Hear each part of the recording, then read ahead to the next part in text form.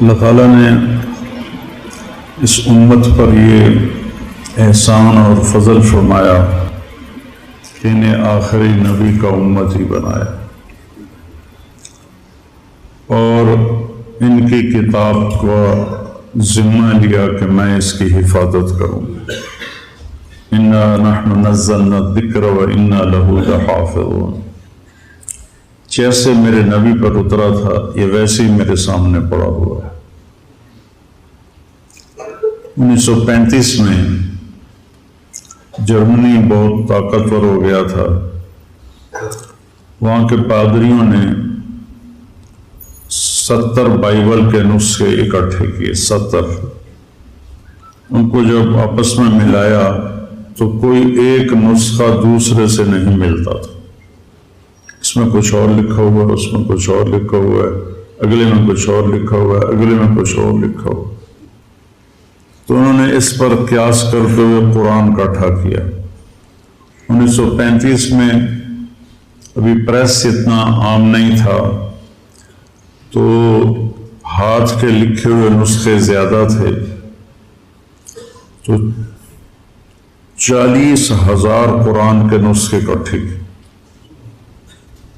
اپنے تو 70 اکٹھے کیے، ہمارے 40,000 اکٹھے کیے، اور سارے کے سارے نسخوں کو انہوں نے کئی سال کی محنت کے بعد جوڑ کے دیکھا، جوڑ کے دیکھا، جوڑ کے دیکھا۔ 40,000 نسخوں میں کوئی فرق نہیں تھا۔ اللہ نے اس کی حفاظت کا ذمہ لیا۔ تورات، زبور، انجیل کسی کو یاد نہیں ہوتی تھی، کوئی اس کا حافظ نہیں ہوتا تھا، اس لیے ان کی نماز میں تلاوت نہیں تھی، تسبیح تھی جتنی کوئی پڑھ سکے۔ لیکن ہمیں اللہ نے ایسی نعمت عطا فرمائی کہ بوڑھا بھی یاد کر لیتا ہے، جوان بھی یاد کر لیتا ہے، اور بچہ بھی یاد کر لیتا ہے، اور اگر وہ اس کا مطلب جانتا ہو اور نماز میں وہ قرآن پڑھ رہا ہو تو وہ ایک نئی دنیا میں ہوتا ہے، ایک نئے جہان میں ہوتا ہے جس میں گم ہو جانا۔ حضرت علی رضی اللہ تعالیٰ عنہ علیہ السلام کو تیر لگا تو انہوں نے نکالا تو نکلا نہیں، تو انہوں نے چھوڑ دیا کیونکہ تکلیف بہت ہو رہی تھی۔ تو وہ نماز کے لیے کھڑے ہوئے تو انہوں نے تیر آرام سے نکال لیا۔ تو نماز کے بعد فرمایا تیر نکال لیا؟ کہا مجھے خبر بھی نہیں ہوئی، مجھے پتہ بھی نہیں چلا۔ تو نماز ایک میں جب قرآن آتا ہے تو ایک الگ جہان قائم ہو جاتا ہے۔ تو اللہ تعالیٰ نے اس کی حفاظت کا انتظام کیا، اس کے حفاظ بنائے۔ ہمارے جو اجمی بچے ہیں وہ عربوں سے پہلے یاد کر لیتے ہیں، کیونکہ عرب بچوں کو عربی آتی ہے نا، تو وہ ہم مانا لفظ جب بھول جاتے ہیں تو ساتھ دوسرا کوئی لگا دیتے ہیں، اور ہمارے بچوں نے تو رٹا لگانا ہوتا ہے، تو انہوں نے وہی کہنا ہوتا ہے جو یادداشت میں ہوتا ہے۔ تو اللہ نے اس کی حفاظت کا اس طرح انتظام فرمایا۔ اور پھر پہلے تورات، زبور، انجیل کے اترنے پر آسمان کے دروازے بند نہیں ہوتے تھے، لیکن جب قرآن اترنے کا وقت آیا تو اللہ نے سارے آسمان کے دروازوں پہ پہرے لگا دی۔ تو اس وقت شیطان اوپر جاتے تھے اور وہاں سے فرشتوں کی باتیں سن کر نیچے آ کے جادوگروں کو بتاتے تھے۔ جب اللہ نے قرآن اتارنے کا نظام چلایا تو آسمان کے دروازے بند اور ان پر پہرے لگا دیے۔ اب جب کوئی شخص الا من استرق السماء فاتبعه شهاب ثاقب، جب کوئی شیطان اوپر چڑھتا تھا تو فرشتے اس پر آگ برساتے تھے، وہ جل کے بھسم ہو جاتا تھا۔ تو اللہ نے قرآن کی حفاظت کا اس طرح انتظام کیا۔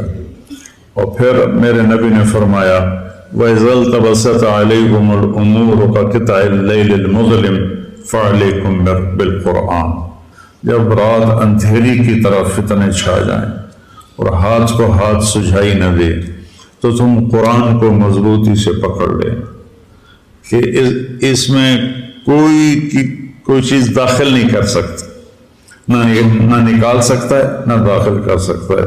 یہ اللہ کا ایسا خوبصورت نظام ہے اس میں۔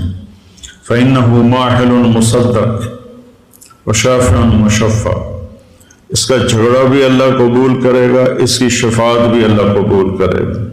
مَنْ جَعَلَهُ أَمَامَهُ قَادَهُ إِلَى الْجَنَّةِ، جو قرآن کو آگے رکھے گا۔ آگے رکھنے کا مطلب ہے کہ اپنے آپ کو قرآن کی زندگی کے تابع کر لے گا۔ قرآن جس زندگی کو بتاتا ہے یہ اس کے تابع ہو جائے گا اور اپنی ساری خواہشات کو اس پہ قربان کر لے گا۔ تو ساقہ الی الجنہ، قرآن اس کا ہاتھ پکڑ کے اس کو جنت میں پہنچا دے۔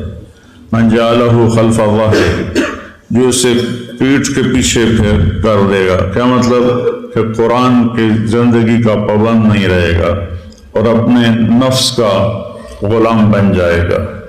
بئس عبد الدرہم، بئس عبد الدینار و عبد الدرہم و عبد القطیفہ، جو پیسے کے غلام بن جائیں گے، جو زیب و زینت کے غلام بن جائیں گے، قرآن کو پیچھے پھینک دیں گے، اس کے مطابق عمل نہیں کریں گے، تو ساقہ الی النار، تو اس کو دھکا دے کے جہنم میں گرا دے گا۔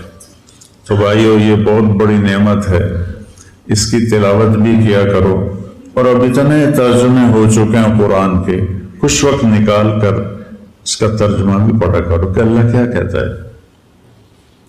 آپ کی آسانی کے لیے کہتا ہوں، قرآن میں 99 دفعہ 89 یا ایھا الذین آمنوا آیا ہے۔ یہ صرف اللہ نے ہم سے بات کی ہے۔ یا ایھا الناس سب سے بات کر رہا ہے۔ یا ایھا الذین کفروا کافروں سے بات کر رہا ہے۔ یا اہل الکتاب یہود و نصارہ سے بات کر رہا ہے۔ یا ایھا الذین ہادوا صرف یہودیوں سے بات کر رہا ہے۔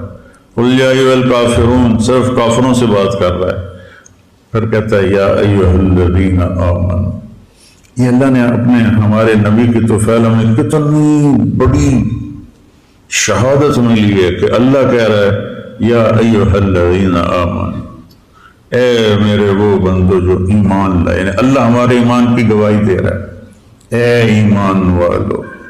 یہ خطاب کسی کو نہیں دیا، یا اہل الکتاب یا ایھا الذین ہادوا، یہ صرف اس امت کو خطاب ملا ہے، اے ایمان والو۔ تو جب اللہ کہتا ہے اے ایمان والو، تو اس کا مطلب ہے کہ صرف آپ سے بات کر رہا ہے اور اب کسی سے بات نہیں ہو رہی۔ جیسے آپ سارے لوگ بیٹھے ہوئے ہیں، میں کہوں مولی نعمان ذرا میری بات سننا، تو اس کو میں قریب کر کے اس سے بات کرتا ہوں تو آپ سمجھیں گے کہ اسی سے کوئی بات ہو رہی ہے، ہم سے نہیں ہو رہی۔ تو جب اللہ کہتا ہے یا ایھا الذین آمنوا، تو وہ یوں کہہ رہا ہے کہ اے ایمان والو جو تم 1.5 ارب ہو، تم ذرا الگ ہو کے میری بات سن لو، ذرا وکھرے ہو کے میری گل سن لو۔ اور کل 90 دفعہ اللہ نے کہا یا ایھا الذین آمنوا، اس کے بعد کچھ طلب کیا ہے کہ یہ کرو، کچھ چھوڑنے کو کہا ہے کہ یہ چھوڑ دو، اور اس میں بھی تکرار ہے، کوئی 90 احکام نہیں ہے، 99 ایک کم 90۔ اور یا ایھا النبی اذا طلقتم النساء، اس کو بھی قائم مقام یا ایھا الذین آمنوا کے مفسرین نے دیا ہے۔ تو صرف وہ پڑھ لو یا ایھا الذین آمنوا، اے ایمان والو، اے میری گل سن لو، وہ چن لو۔ اور اس پر کتابیں بھی لکھی ہوئی ہیں، الگ کتابیں ہیں، ان کا ترجمہ بھی ہے، تو وہ پڑھ لو۔ اصل تو پورے قرآن کو نہ، چلو اتنا ہی پڑھ لو تو قرآن سے ہمارا دل لگ جائے۔